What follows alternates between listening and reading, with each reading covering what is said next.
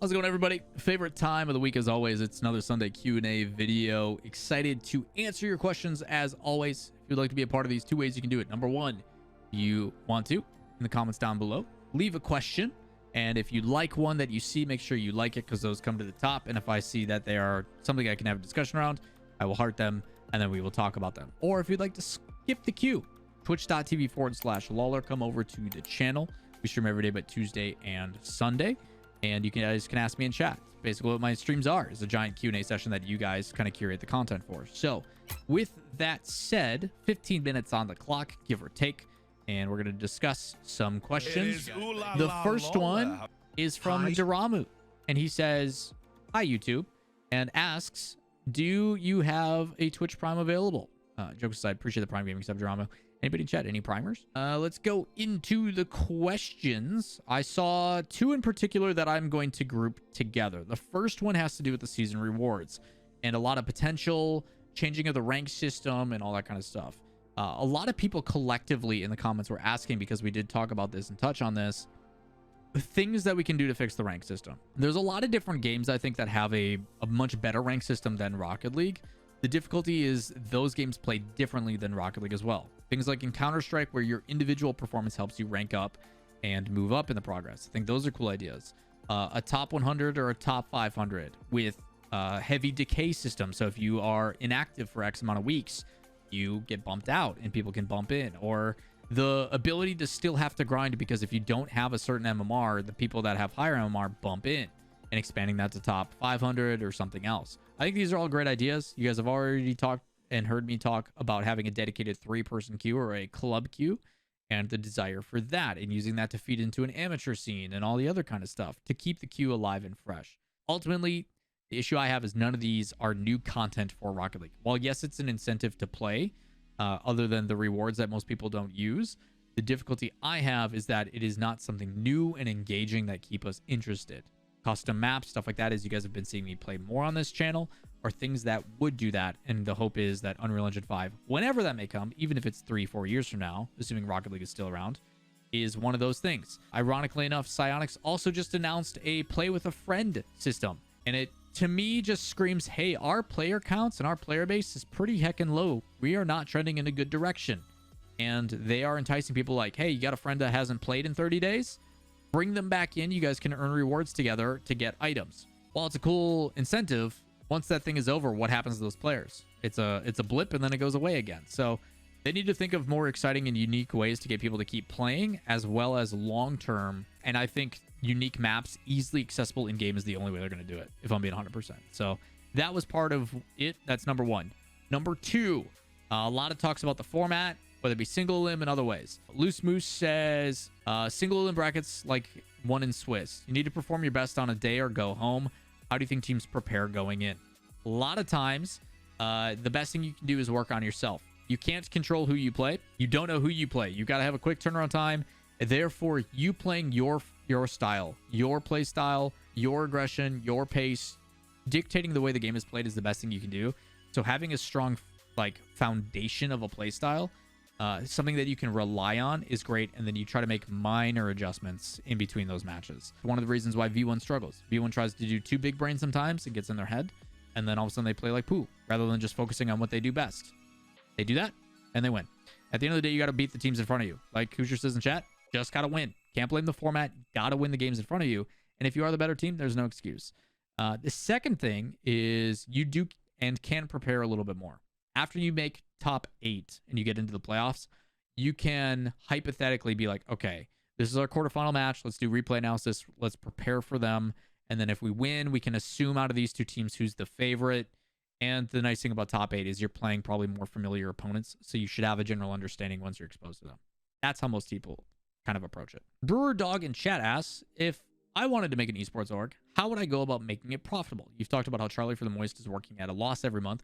What are some things he or anyone can do to make it profitable? So the difficulty of starting an esports org is everybody thinks that they have enough money to run one, and then they don't realize the amount to make it run long term. It's pretty crazy. Esports orgs are really tough to start from the ground up, because most esports orgs make their money in two ways. Number one, merch, selling products, selling merch, selling branding purposes, all that kind of stuff. And the second one is advertisements. because we have a popular team or we have a team that is exposed in front of a large audience, you want to put your brand on our stuff, and that brand spot costs a lot of money. So if I am G2, for example, G2 is sponsored by BMW. BMW wants to sell their cars to young males ages from, 18 to 35, which is what esports is.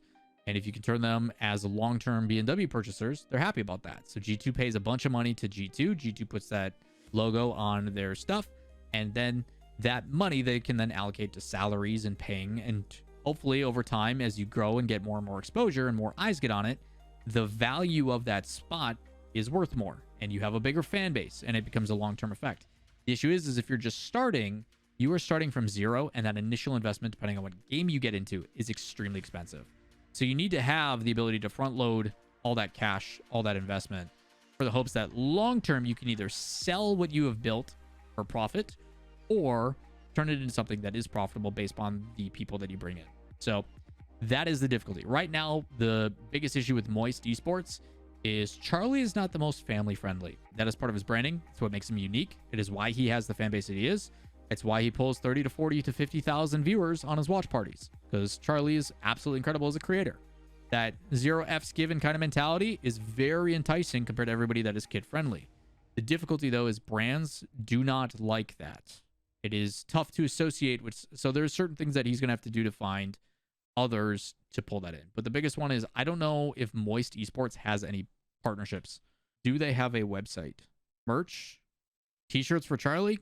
Again, there's no partners, no brand. Like, they could sell branding on these, So again, like, you'd want a long-term investment. I can tell you guys, like, some of the bigger partnerships that I've seen, you can think about naming rights. Naming rights is a good way to do it. So like the General NRG, Shopify Rebellion, FTX, TSM, etc.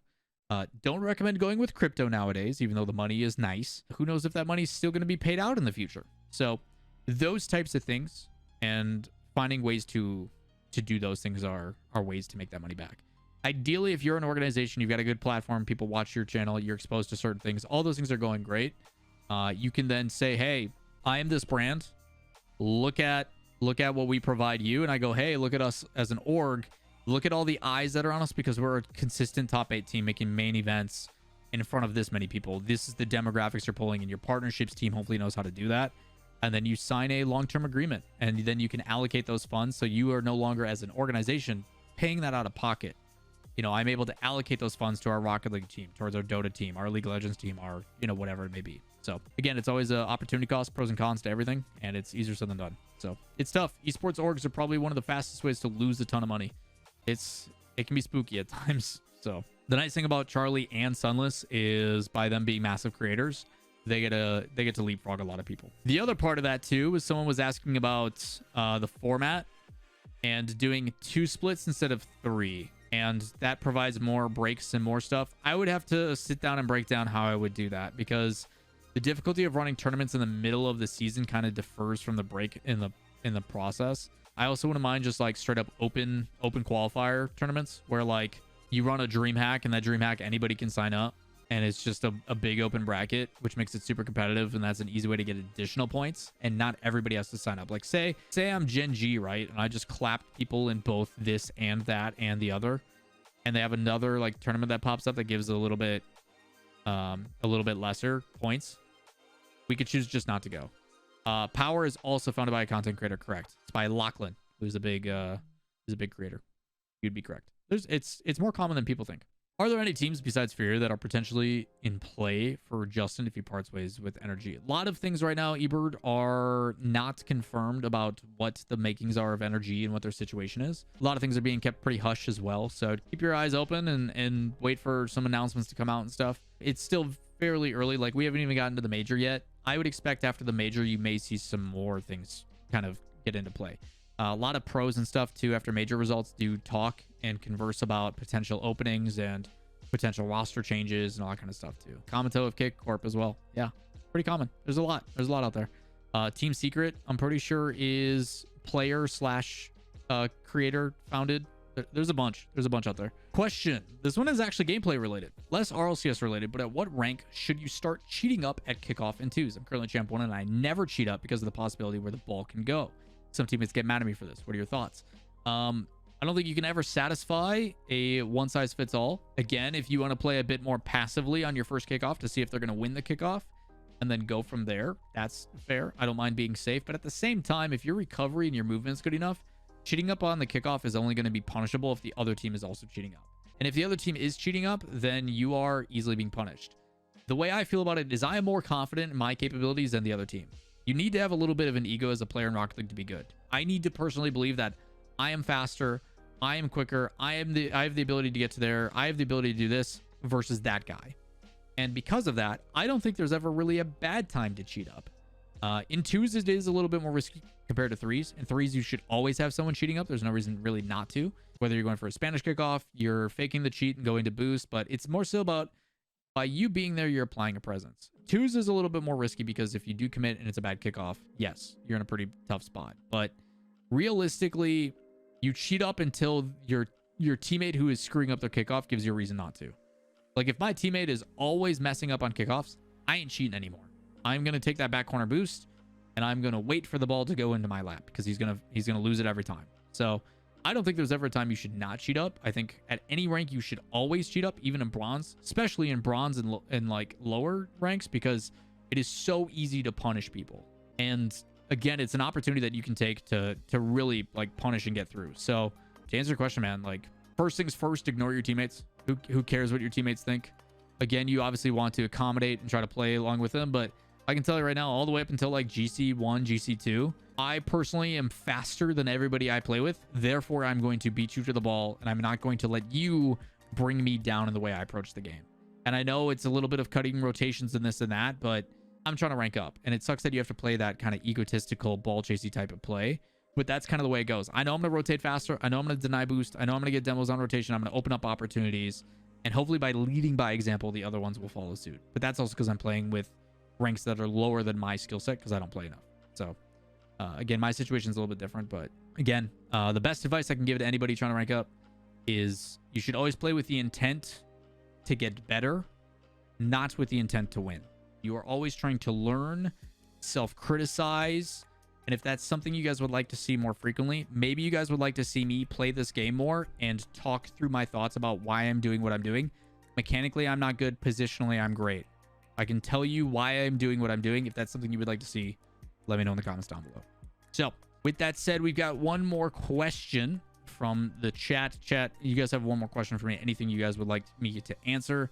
Hit me with a good one. Speedy Flames asks, out of all the matchups, again, we're recording this on a Wednesday, but we don't have any of the results just yet upon recording this video. So this is a really good question, but he asks, there's one confirmed matchup so far for the major. We do have who is going to the major, 10 out of the 16 teams. We still got to wait on OCE and Europe, but we do have one matchup that is already made up, which is the first round, and it is Falcons versus Space Station, as he states, which I think is a phenomenal question. So kudos to you for thinking of that one. The Falcons is kind of in a unique situation because I do think for the first time in their org's history, they're being challenged. They've got Twisted Minds, you've got KRN, you've got Anka, there's some pretty good teams over in MENA, and I think that does make them better.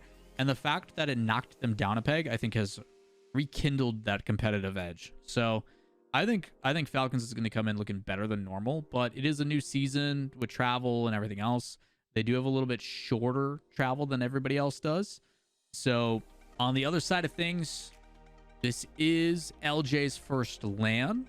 I don't know what that's going to mean for the team. I don't know what that's going to look like for Space Station. I have some concerns about the mentality side of Space Station and where they're at. The biggest thing it comes down to me is Arsenal confident against Falcons? Arsenal needs to do some heavy lifting with this team. He is the captain. Daniel is extremely impressionable by Arsenal's decisions and what Arsenal says. And the rest are going to support that. I think LJ is a little bit too quiet. Hasn't found his voice on the team to challenge yet. He's the new guy. So this one, and I think Space Station is solely dependent on Arsenal. And that concerns me. If I had to predict, it is either 3-1 Falcons or 3-2 Space Station. Either Space Station wins it extremely close, or Falcons wins pretty convincingly. That is my guess for that. Curious on what you guys think on that one too. And we'll, again, remind me, someone pin that, someone put that. We'll take a look back after the major and see how it goes. But I have either 3-1 Falcons or 3-2 Space Station. That is the answer for both sides. And we'll see how it goes. I'm very curious to see how it plays out. But that is going to do it for today's video. I do appreciate y'all coming in and tuning in and asking questions. If you guys do have additional ones, you can either stop by the stream, ask them in chat. We will answer them. I know there's a couple more here that are residual that I'll answer when this video ends. Or in the comments down below. As always, down below, anything you have, like, subscribe, notifications, comments, if you guys would like those. If you see one you really like as a question, make sure you guys give it a like as they bump to the top. And from there, we will see what happens next. But that does it for me. As always, I appreciate y'all, and we'll see you in the next one. Peace.